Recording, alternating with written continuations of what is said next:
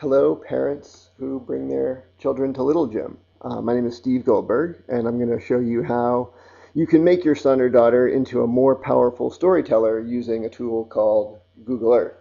I'm presuming you already have Google Earth loaded on your computer, and if you've seen it before, the opening screen looks a lot like this.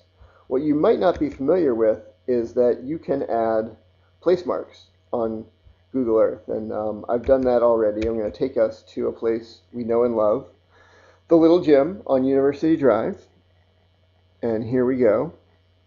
So to get to the Little Gym, this is where the magic happens right here. You would probably come in this entrance here in University. You might come in this entrance over here. But if we zoom out a little bit, there might be other places that your son or daughter could talk about. Maybe you go to the Q Shack, which is located right here. Or perhaps you've been to Nana's restaurant. And if we zoom out, you can see with the roads here, some of the major roads in Durham. This is Durham Chapel Hill Boulevard, Cornwallis Road.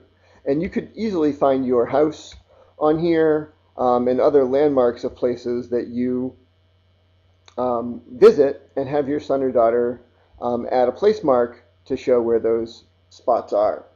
So it's a great tool for getting to know Durham, but it's also a great tool for getting to know the world. And what I'm going to take you right now is to the world's largest swimming pool, which is about halfway down the coast of Chile. I'm just going to show it to you briefly here. And then we're going to zoom out, get some context, because that was a pretty quick zoom in. So here's the country of Chile along the coast of South America here, and about halfway down Chile on the coast is the world's largest swimming pool. And if we have the photos layer on, which we do, I can click on some of these photos. I'll turn them off for a second so you can see what I mean. That's without the photos layer on. This is with it on. And there are all sorts of layers within Google Earth. But you can click on this and get some pictures people have taken of this swimming pool and the resort that's connected with it. And you get a sense of how big it is. One or two more. There you go. That's a good overview shot. But how big is it really? Well, there's a neat tool called the ruler. And we can measure, let's measure in miles for a second here. From one end of the pool to the other is about 0.6 of a mile, 0.58 miles. But if we want to see that in yards, because that's more what I think about when I'm swimming, it's over 1,000 yards, or 10 football fields long. So now that is starting to come to life, and your son or daughter could talk about his or her experience at the world's largest swimming pool. I'm going to take you now to one more spot, the Miyazaki Ocean Dome. And I actually learned about this from one of my students when she was a ninth grader at Cary Academy where I was teaching. We use this technology a good bit.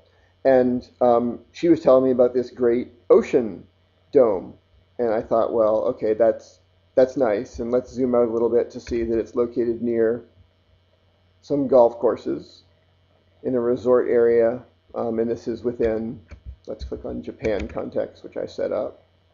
So you can see, and this is interesting for students may think Japan is one island. Well, it's 4 big ones, but also lots of little ones as well.